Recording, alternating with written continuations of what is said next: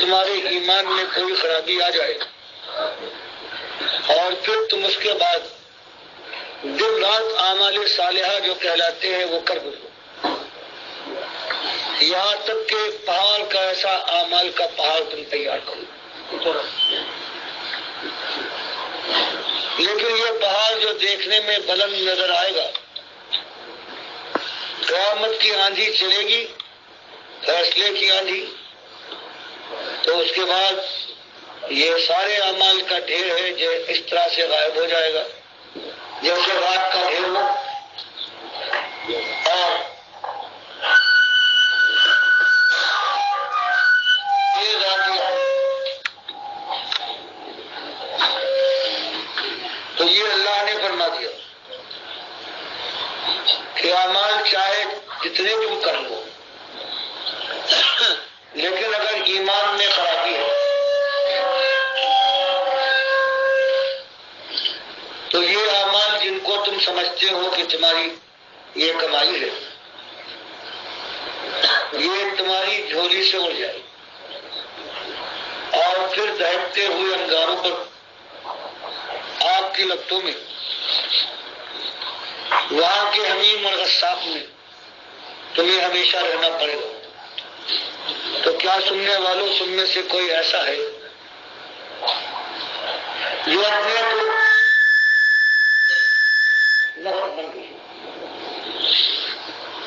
کو اپنی اولاد کو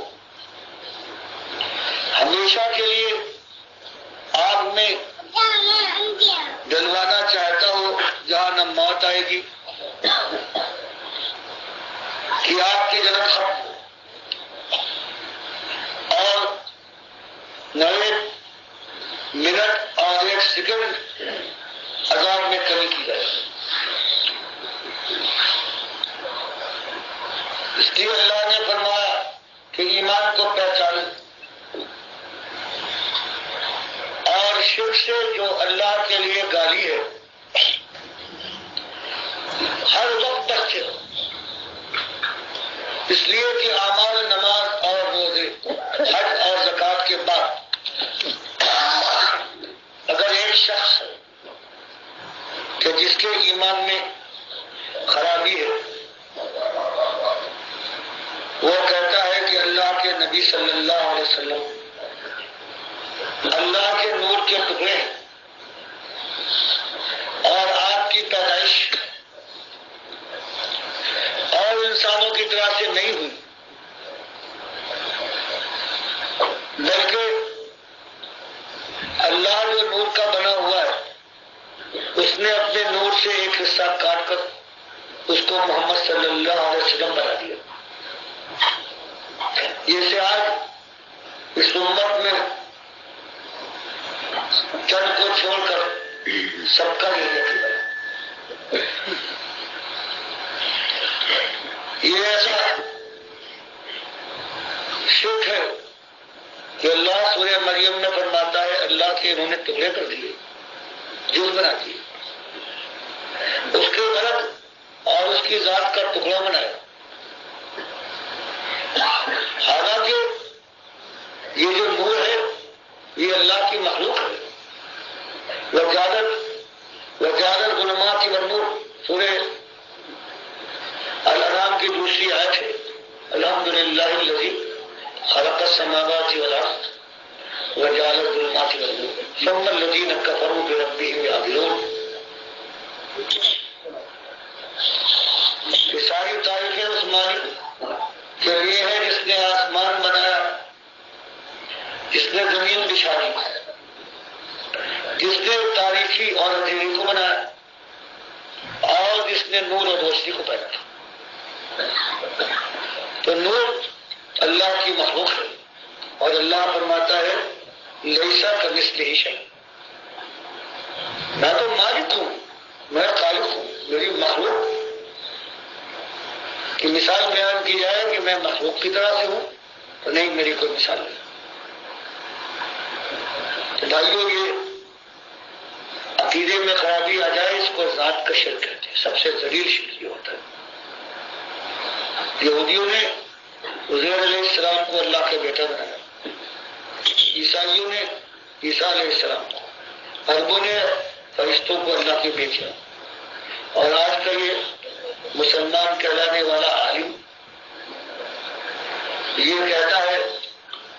کہ اللہ اور اس کے رسول صلی اللہ علیہ وسلم صرف چھوٹے اور بڑے ہونے کا فرق ہے، اور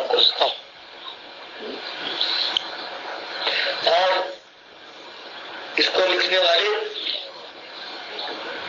سرہند جس کو کہتے ہیں وہاں کے، جن کی وہاں قبر ہے، تو مجدد الفسانی انہوں نے اپنا نام رکھا، انہوں نے اپنے مکتوبات میں اس کو مکتوبات ربانی کہا جاتا ہے، اس میں یہی بات لکھی کہ اللہ کے نبی صلی اللہ علیہ وسلم کی جو پیدائش ہے یہ انسانوں کی طرح سے نہیں ہوئی، بلکہ یہ اللہ کے نور کے ٹکڑے ہیں۔ اور پھر کہا کہ خلقت من نور اللہ، دیکھو حدیث میں نہیں آتا ہے کہ نبی صلی اللہ علیہ وسلم نے فرمایا کہ میں اللہ کے نور سے پیدا کیا، یہ جھوٹی بے ایمان روایت ہے، اس کو انہوں نے اصل بنایا جو ہمارے مجدد کہلاتے ہیں، اور اپنے کو انہوں نے مجدد خود کہا کہ الفسانی جو دوسری ہزارویں صدیاں آ رہی ہیں ان کا میں مجدد ہوں، اور اشارہ کیا ابو داؤد کی ایک حدیث کی طرف، روایت کی طرف کہ ہر 100 سال کے بعد اس امت کی اصلاح کے لیے مجدد آئے گا، اور یہ لکھنے کے بعد کہا یہ جھوٹی روایت ہے اور کسی کتاب کی روایت نہیں ہوتی۔ یہی نشر تیب میں اشرف علی صاحب نے لکھا۔ تو اس طرح سے یہ ہمارے بزرگ جن کو کوئی مجدد کہتا ہے انہوں نے ہم کو شرک کے لیے یہ سند عطا فرمانی تو اللہ کو اور نبی صلی اللہ علیہ وسلم کو ایک سمجھے، صرف کمی اور ذاتی کا فرق ہے کہ نبی صلی اللہ علیہ وسلم چھوٹے نور کے ٹکڑے اور اللہ تعالیٰ جو ہے یہ زیادہ نور والا ہے۔ تو شرک کی ایک قسم کہتے ہیں اس کو ذات کی، اور مالک فرماتا ہے کہ تم کیا انہو من یشرک باللہ، وہ ہمارا بفرض محال کوئی نبی ہو، کوئی ولی ہو، کوئی بھی ہو، کوئی تخصیص نہیں ہے جس نے اللہ کے ساتھ شرک کیا، فقط حرم اللہ علیہ الجنہ ومأواہ النار وما للظالمین من انصار۔ سورہ مائدہ میں مالک فرماتا ہے جس نے وہ شرک کیا حضرت عیسیٰ کی زبانی، تو سن لو لوگوں کہ اللہ نے اس پر جنت کو حرام کر دیا ہے، جہنم اس کا ٹھکانہ ہو، اور کوئی اس کا مددگار اور حامی نہیں مل سکے گا، کوئی اللہ کے پکڑ سے نہیں۔ کبھی 18 نبیوں کا نام لے کر اللہ تعالیٰ یہ بیان فرماتا ہے سورہ الانعام میں کہ دیکھو یہ برگزیدہ ترین میرے بندے رسول اور انبیاء ہیں، ان کے اعمال کا کیا پوچھنا، لیکن ولو اشرکوا، مسئلہ سمجھانے کے لیے سن لو اللہ کے بندے کہ اگر ان میں بھی سے کوئی شرک کرتا لحبط عنہم ما كانوا يعملون، تو ان کے سارے اعمال برباد ہو جاتے، دیوالیے بن کر اللہ کے دربار میں اپنا فیصلہ سننے کے لیے پہنچتے۔ کئی مالک نے فرمایا لقد اوحی الیک وإلی الذین من قبلک لئن اشرکت لیحبطن عملک ولتکونن من الخاسرین، کہ نبی محمد صلی اللہ علیہ وسلم ہمارے آخری برگزیدہ ترین نبی، آپ کے اوپر بھی وحی کر رہے نئی نرالی وحی نہیں ہے، جتنے رسول پہلے گزرے ہیں ان کے اوپر بھی یہی وحی تھی کہ آپ ہمارے رسول ہیں، لیکن شرک کا معاملہ ہے دنیا تک پہنچانے کے لیے، اور آپ بھی سن لیجیے لیکن اشرکت، جیسے ہم نے پہلے انبیاء سے کہا اسی طرح سے کو بھی مخاطب کر کے اے محمد صلی اللہ علیہ وسلم ہم وہ مسئلہ آپ تک پہنچاتے ہیں کہ آپ دنیا کو ہوشیار کر دیے کہ میرا مالک مجھ سے کہتا ہے لئن اشرکتا کہ محمد صلی اللہ علیہ وسلم اگر آپ بھی بفرض محال ایک شرک کر بیٹھے تو یا بتنا عمل تو آپ کے سارے اعمال برباد ولا تکونن من الخاسرین اور آپ دیوالیے ہو کر میرے دربار میں آئے گے. یہ ہوا شرک کا معاملہ، اس کی نجاست کا، اس کی گندگی کا، اس کی بربادی کا. اور دوسری طرف مالک فرماتا ہے حدیث قدسی میں ہے کہ من لقینی بقراب الارض خطیۃ لا یشرک بی شیئا لقیتہ بمثلھا مثلا، کہ کوئی میرا بندہ ہے ایمان پر قائم ہے، باقی ہے باطل، وہ شرابی پیتا ہے، زنا کرتا ہے، زانی بھی ہے، سب سارے گن اس کے تھوڑے، ایک زمین کا چپا چپا اس نے خالی نہیں چھوڑا ہے، ہر جگہ اس نے گناہ سے سیاہ کر دی زمین. فرمایا لیکن جب میرے پاس آ رہا ہے اللہ یشرک بی شیئا توحید لے کے آیا ہے، مشرک بن کر نہیں ہے، کبھی کیا ہے توبہ کر دیا، تو کیا ہوگا؟ لقیتہ ایک دن آتے رہے کہ میں اس سے ملاقات کروں گا بمثلھا مثلا، جتنی اس نے گناہ کی یہ پولی جمع کی تھی اسی کے برابر اپنی معافی سے ملاقات کروں گا اور آخرکار وہ جنت میں پہنچ جائے گا. تو یہ ایمان کا معاملہ ہے، اس کو آج دنیا بھول گئی ہے. اپنی جان کے دشمن تو ہے ہی، اپنے ان پیاروں کو جو جگر کے ٹکڑے ہیں، جن کو اپنے خون جگر پلاتی ہیں مائیں، جن کے لیے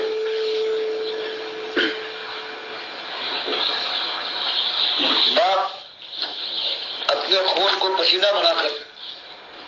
بہاتا ہے ان کے لیے رات کی نیند اور دن کا چین چھوڑ دیتا ہے. اگر ایمان کا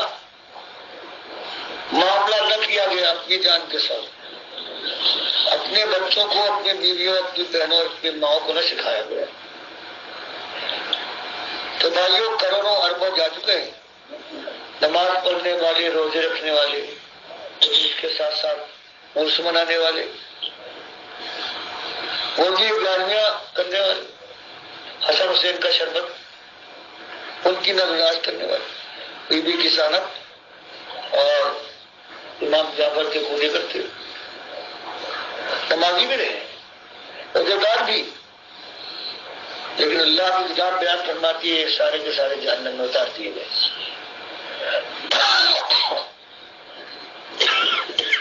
تو کیا ملے گا اللہ کے بندے؟ اگر سیدھی بات نہ مانو کیا جاتا ہے؟ کہہ دو اللہ اکیلا مالک ہے، ہم اس کے غلام، اس کے نمک کھانے والے، ہمارے نبی بھی اس کے غلام، اس کے نمک کھانے والے، لیکن اس کے سب سے پسندیدہ اور محبوب بندے تھے، انہوں نے غلامی کر کے دکھا دی. اب اگر ہم ان کے طریقے پر چل کر وہی کام کر لیں کہ اپنے ایمان کو بالکل کفر سے، شرک سے، الحاد سے پاک کر لیں، لا الہ الا اللہ محمد رسول اللہ جیسے بخاری کی حدیث میں آیا ہے، صرف زبان کے کلمے سے کام نہیں بنے گا، بلکہ صدقاً من قلبہ ہی. یہ جو توحید کا اعلان، الہ تو ایک ہے، مالک کوئی اور نہیں، محمد صلی اللہ علیہ وسلم تیرے رسول اور آخری رسول تیرے برحق نبی ہے. یہ اگر دل کی سچائی کے ساتھ سمجھ کر پڑتا ہے تب یہ ایمان ایمان ہے، اور اگر بغیر سمجھے پڑتا ہے تو مالک فرماتا ہے وما یؤمن اکثرهم باللہ الا وهم مشرکون. یہ تو اکثریت کا عام طور سے ہوتا ہے کہ ایمان کا دعویٰ کرتے ہیں لیکن ہوتے مشرک ہیں. سورہ یوسف میں یہ بیان کرنا دیا. تو آج بھی وہی مسئلہ ہے کہ آدم علیہ السلام سے لے کر محمد صلی اللہ علیہ وسلم تک اور ان سے لے کر آج جن تک یہی مسئلہ ہے. وما خلقت الجن والانس الا ليعبدون. میں نے جنوں انسانوں تم کو صرف توحید کے لیے پیدا، اور شرک میرے لیے گالی ہے. اس لیے میرے بندو سب تم جانتے ہو کہ صرف تمہاری زندگی میں کسی اور کا ہاتھ نہیں ہے. تمہارے بدن کا ایک بال یہ بھی تمہارے کسی پیر نے، کسی مولوی نے، کسی دربار نے نہیں بنایا. تو فلا تجعلوا للہ اندادا وانتم تعلمون. صاف بات ہے کہ میرے ساتھ میرے مقابل ہم سب نہ بناؤ. اولیاء اور انبیاء ہیں ان کو سر کا تاج بناؤ. یہ میرے سامنے جھکے رہتے تھے، مجھے پکارتے تھے. میرے دین کو غالب کرنے کے لیے انہوں نے جان لگائی ہے، خون بہایا ہے. اپنے پیاروں کو تلواروں کے سائے میں لے جا کر اور میری راہ میں ان کو شہید کروا دیا ہے. تو یہ تمہارے رہنما ہے، بندگی کا طریقہ بتاتے ہیں. یہ غلام ایسا ہوتا ہے اللہ کا. تو ان کو اپنا رہنما مانو، ان کے راستے پر چلو. تو یہ ایک مسئلہ کائنات کا ہمیشہ تھا اور آج بھی ہے. اب ہماری بدقسمتی یہی الہ کا مسئلہ ہے. مالی طاقت اور کوئی مسئلہ نہیں ہے. یہی ایمان و الہ کا مسئلہ ہے کہ میں اکیلا الہ ہوں، میرے علاوہ کوئی الہ نہیں. لا الہ الا اللہ. اور یہی آیت الکرسی میں آتا ہے کہ اللہ لا الہ الا هو الحی القیوم. مسئلہ لوگوں ایک ہی ہے کہ تمہارا اللہ، تمہارا خالق، تمہارا مالک، تمہیں رزق دینے والا، تمہیں عقل اور خرد سے نوازنے والا، زندگی اور موت دے کر تم کو اپنی کتاب اور اپنے نبی صلی اللہ علیہ وسلم کی طرف آنے کا موقع دینے والا، تمہارے پیٹ کو بھرے، تمہاری اولادوں کی حفاظت وہ کرے، موت دے گا اور موت کے بعد پھر اپنے پاس بلائے. تو یہ ایک زندگی ہے. تو اب اگر تم نے اس دنیا کی زندگی میں ایمان کے ساتھ زندگی گزاری ہوگی تو اس کے بعد مرتے وقت اللہ کے بے حساب بے انتہا فرشتے اتریں گے، خوشخبری دیں گے. اللہ تخافوا ولا تحزنوا وابشروا بالجنة التي كنتم توعدون. اب کیا ہے؟ تم نے بازی جیت لی. اب نبی صاحب فرماتے ہیں اور قرآن میں آتا ہے کہ پاس بیٹھنے والے نہ سنیں گے نہ فرشتوں کو دیکھیں گے. جب فرشتے کافروں کو شکوک ماریں گے تب بھی نہیں دیکھیں گے، ان کی چیخ کو سنیں گے. یہ اللہ کی کتاب اور اس کے نبی صلی اللہ علیہ وسلم کا فرمان ہے کہ آخری وقت جب فرشتے نظر آتے یہ گفتگو ہوتی ہے. مومنوں سے کہا جاتا ہے کوئی پرانا غم نہ کرو، کچھ یاد نہ آئے گا، کبھی تم کو پریشان نہ کرے، ہمیشہ کا عیش ہے اور اب تمہاری مشیت راج کرے گی. لہم فیہا ما یشاؤون سورہ الفرقان میں مالک فرماتا ہے ایک جھوپڑی کا رہنے والا، چاروں طرف زمین بھی میسر نہیں تھی اس کے پاس. وہ جنت میں پہنچ گیا، ایمان اختیار کیا، اس نے توبہ کر کے پلٹا ہے، نمازیں پڑھی، اللہ کے دین کی دعوت دی، اس راستے میں مارا گیا، گالیاں پڑی، نکالا گیا، یا شہید ہو گیا یا ایمان کے ساتھ اللہ کے پاس پہنچا. تو پھر پروردگار اس کو وہ جنتیں دے گا کہ جس کی چوڑائی ارض کا ارض السماء والارض، آسمان اور زمین کی چوڑائی کے برابر ایک ایک جنتی کی، جو یہاں 4 گز زمین کا مالک نہیں تھا. اور مالک فرماتا ہے لہم فیہا ما یشاؤون، صرف اتنی بڑی بادشاہی، فوارے، محلات، حوریں، غلمان، سونے اور چاندی محلات، موتی سے تراشا ہوا ایک محل جو 60 میل اونچا ہوگا. بخاری کی حدیث میں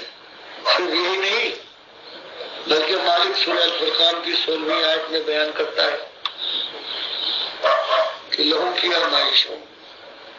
اب جنتوں میں خالدین ہمیشہ زندہ رہیں گے، جوانی بھرپور جوانی ہوگی، ہر لمحے اس میں نکھار آتا، اس میں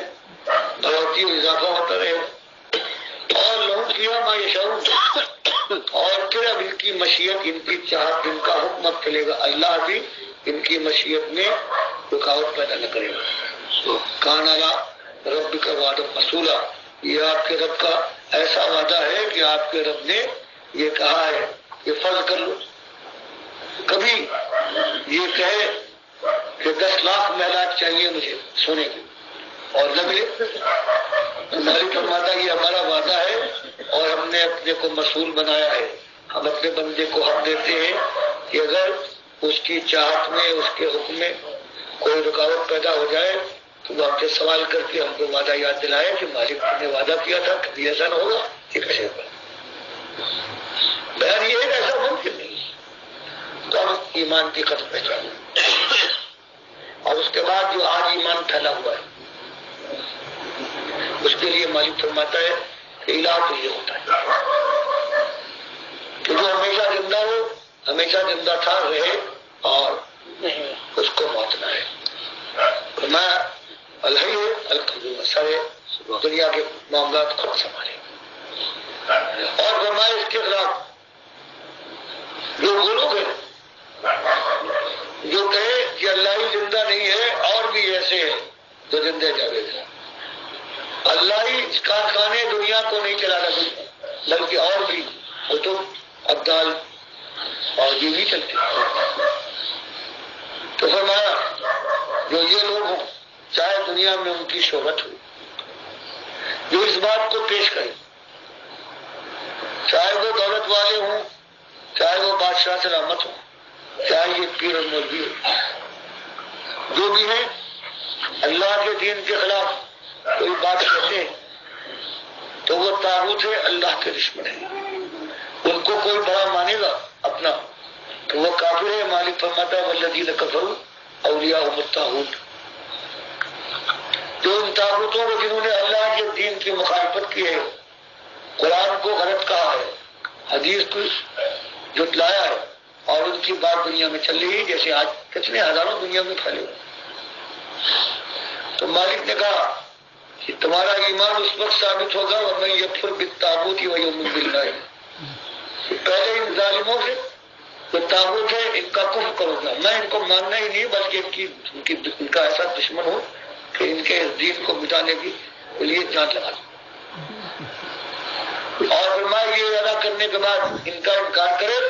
یہ اللہ کی کتاب، اس کے رسول صلی اللہ علیہ وسلم کی سنت کے انکاری، اور پھر کہے کہ میں اللہ کا ماننے والا ہوں، کہاں اس کا ایمان ہے، یہ سچائی ہونا ہے جو مالک نے کہا۔ تو ہمارے یہاں آپ دیکھیں کہ جنہوں نے اللہ کو جھٹلایا، شرک اور کفر کی بات ٹھہرائی، جس کو بخاری کی حدیث میں مالک فرماتا ہے جو مشرک کوئی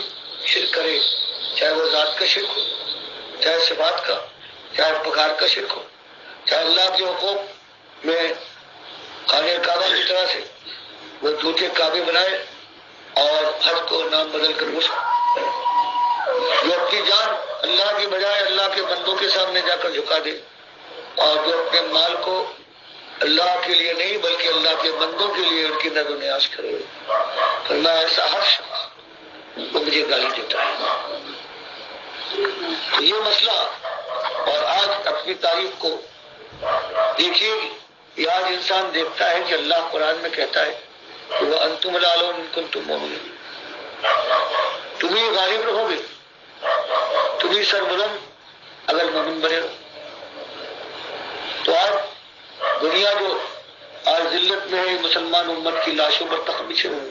ان کی مائیں اور بہنیں ہندوؤں اور سکھوں اور یہودیوں کے بستروں پر 40 سال ہو گئے اور لگے جنوا رہی ہیں، اندر والا بھی مارتا ہے، باہر والا بھی۔ تو یہ سوچتے ہیں کہ شاید اللہ نے چپ تسلی دی تھی، بہلا دل، کیونکہ ہم ایمان پر بھی ہیں اور پھر بھی ذلیل۔ اصلی مسئلہ ہے کہ اپنے بھائیوں کے سامنے یہ میں دکھا دوں کہ اس کو تم ایمان سمجھتے ہو، میرے بھائیوں یہ تمہاری قوم کا ایمان تو ہو لیکن یہ وہ ایمان نہیں ہے جو قرآن حدیث میں ہے۔ اس لیے اس ملک کے پاکستان کے جو سب سے پہلے مشہور آدمی 400 48 یا 81 میں مرے، جن کو علی حجویری کہا ہے۔ انہوں نے کتاب لکھی کشف المحجوب، اس میں جہاں یہ لکھتے ہیں کہ سارا کام اولیاء اللہ کرتے ہیں کائنات کو، اللہ کو انہوں نے وہاں اللہ کے نبی صاحب پر یہ الزام لگایا کہ اللہ نے کتاب میں سورہ احزاب میں کہا ہے کہ عربوں کے اندر یہ خراب رسم یہ ہے کہ جس کو کہتے ہیں میرا بیٹا ہے وہ بنا اصلی بیٹا نہیں، وہ اصلی بیٹا بن جاتا، خاندان میں داخل ہو گیا پھر اصلی بیٹا نہیں ہے، وہ اپنی بہن کی آرزو کو کیسے محفوظ رکھے گا، اپنی پھوپھی کو کیسے اصلی بھول سکے گا، تو وہ برائیاں پیدا ہوتی تھی، پھر اس کی انتہا نہیں۔ اللہ نے چاہا کہ نبی آخری صلی اللہ علیہ وسلم آگے ہیں، اللہ اب ان کے بعد والا نہیں ہے، اس لیے ان کے ذریعے سے اس رسم بری رسم کو ختم کرنا ہے۔ اللہ کا منصوبہ مشیت کی تھی۔ حضرت زید جو آپ کے منہ بولے بیٹے تھے، انہوں نے حضرت زینب کو جو آپ کی زمیندار بہنی تھی اور آپ نے ان کی شادی کروائی تھی حضرت زید کے ساتھ، کیونکہ حضرت زید آزاد کردہ غلام تھے اور یہ بنو ہاشم کی ماں کی طرف سے ایک طرف تھی۔ جب طلاق دے دی انہوں نے تب اللہ نے حکم دیا اب یہ موقع ہے میری طرف سے، اب عدت گزرنے کے بعد تم اپنے منہ بولے بیٹے کی بیوی کے ساتھ شادی کرو، سارا مسئلہ ختم ہو جائے گا، بیٹا بیٹا نہیں وہ بولا بیٹا۔ نبی صلی اللہ علیہ وسلم نے یہی کیا۔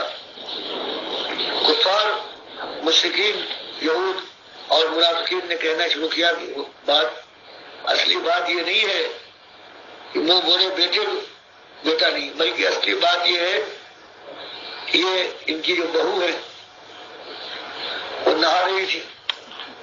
اور ان کی نکاح اچانک پڑ گئی، نمی ہو نہ رہی تھی، عاشق ہو گئے، اب کیا کریں؟ وہ بولا بیٹا ہے بیٹے کی طرف، تو انہوں نے یہ سارا بنایا، سورہ احزاب کی آیتیں بنائی اور اس طرح سے اپنی شوق کو پورا کیا۔ تو یہ آپ کا کیا لکھتا ہے؟ اس کو آپ اور یہ امت داتا کہتی ہے، یہ کامل بنانے والا ہے۔ ایک کشف المحجوب میں نے فوٹو دیا، یہ لکھتے ہیں کہ داؤد علیہ السلام کے متعلق ان یہودیوں نے اپنی توریت میں، یہ بے ایمانوں نے، ان یہودیوں نے جب یہ بدکار ہو گئے تو انہوں نے یہ ثابت کرنے کے لیے کہ بدکاری کوئی بری چیز نہیں ہے، دیکھو داؤد علیہ السلام بھی تو ایسے ہی تھے، تو یہ واقعہ لگایا کہ اپنے محل پر چڑھے داؤد علیہ السلام اور پاس ہی جو محل تھا ان کے سردار اوریا کا، اس پر ان کی خوبصورت بیوی ننگی نہ آ رہی تھی، دیکھ کر عاشق ہو گئے، اب کیا کریں؟ تو انہوں نے اس کے شوہر کو مہاجم پر بھیجا اور پرائیویٹلی واضح طور پر اپنے سالار اعلیٰ کو یہ کہا اس کو ایسی جگہ بھیجو کہ یہ زندہ بچ کر نہ آئے۔ اس نے بھیجا، عمر کی خبر پہنچ، لیکن انتظار نہ کر پائے، تو اس کی عدت کا